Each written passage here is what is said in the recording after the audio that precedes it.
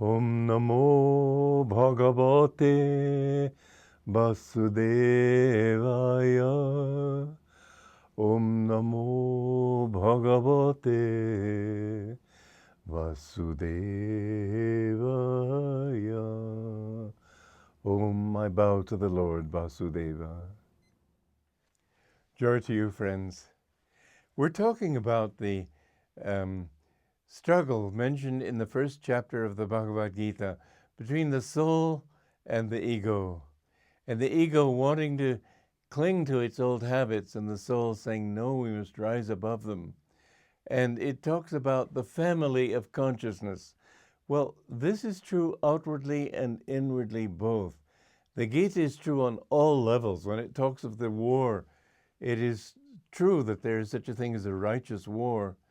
And so it's saying that in the case of a righteous war, you must fight. You can't just sit back and let it happen. I mentioned this thing, I think, a few days ago, how somebody asked Mahatma Gandhi, what would you do if some madman came to your village and began shooting everybody? And he said, I would let him shoot me first. Well, that's very nice, but what if he goes on and shoots everybody else? It's not practical. There are times when it's necessary to be violent, even if you are not violent inwardly. Non-violence means not having a will to hurt, but sometimes you've got to hurt. Sometimes you've got to repress. You've got to put people in prison. You have to keep them from harming other people. And so war sometimes is righteous. And so here also, it's true on a spiritual level, of course, that we have to overcome our lower tendencies in order to find our higher ones. But even on this level, on the lower level, we find that our actual families usually oppose us. Very blessed are those whose families support them in their spiritual endeavor, because it doesn't happen very often. They will even lock them up to keep them from seeking God or going to their guru. And there has to come the point in everybody's evolution, I don't say life because life means this life, but in your long series of lives, there has to come the point where you are willing to disappoint even your own nearest and dearest. Because there is no one who is truly your own unless it be God. Jesus said, who is my father and mother and brother and sister except those who love God? He was extreme in his teaching, and very few people understand it. It's so interesting that most of his followers are materialists who seek compromises with matter, and they go to church and they think that Jesus was saying things to them. He was saying things very challenging to them, and they don't see it. And when he said, be ye therefore perfect, even as your Father which is in heaven is perfect, they translate that to mean, be ye therefore good, even as God is good. It's not enough. You've got to be fierce in your goodness, in the sense of not fierce against other people, but fierce with yourself. You've got to understand that the choice is absolute. It's not an easy choice to make because you do love these people.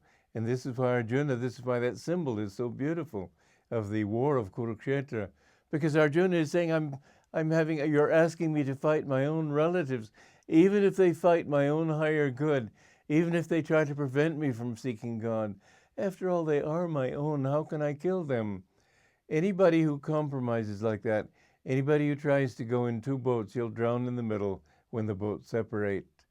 Anyone who thinks in terms of, well, I don't want to displease my parents, I don't want to displease my friends in the world, and so I'll try to be friendly with them and do the things they do and still try to meditate on my own. Well, lots of luck, but the truth is that that almost never works. Either you keep your spiritual practice very much of a secret. Even so, you can't afford to mix with people who are worldly. You have to make that very strict decision. With your parents, well, it's not so easy. But if they're going to fight you, then you must be firm. There's a beautiful story. Well, you may not call it beautiful. I call it beautiful. Sadashiva was a great saint in southern India. And he used to meditate in his family's home as a young man. And one day he came out of his room and he found a lot of commotion going on. And he said, well, what is this? And he said, well, your bride-to-be is being brought here. And he went to his room and he thought, well, if merely the prospective coming of my bride is going to create so much confusion in my home, what will her real presence here be? And he stepped out of the house that night and never came back. They never heard from him again. That may seem extreme, but believe me, if you want God, you've got to be extreme. You have to make a very firm commitment. You don't have to be angry, but do be very firm. Say, no, this is what I'm looking for. I know that my family have always been bankers. I choose not to be. I know that our tradition is that we always be doctors or this or that. Don't worry about it. That's their business. Your business is from eternity to find God. And once you find that little germ growing within you, cling to it for all it's worth, because it's very easy to lose touch with again. And how many more lives of ups and downs will you have to go through before you finally come back to it? Everyone in the world is on the spiritual path, but only about 1 in a million know that they are. Most people wander in delusion, and the results of wandering in delusion are pain and suffering. Krishna said, get away from my ocean of suffering and misery. You don't see people suffering, you see them happy enough. That's the mask they put on.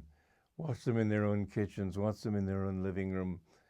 There's not that happiness there, and where there is, I know my parents. I never saw my parents argue.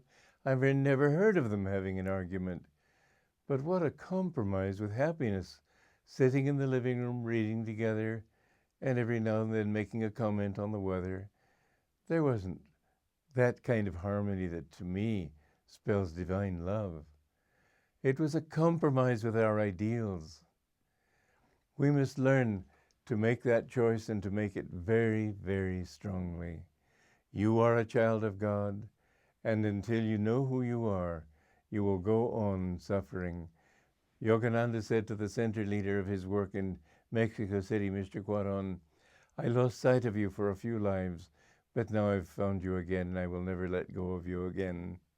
What had happened was that this disciple had found something he thought he liked and wandered with it for a while and found that it didn't work. And finally, after lots of wandering, because that wandering has its own momentum, so it keeps on for a while until finally this buried desire for God begins to burst out of the heart again and say, no, this isn't working. I want God. And so again and again you come back. I said to my guru one time, have I been your disciple for thousands of years?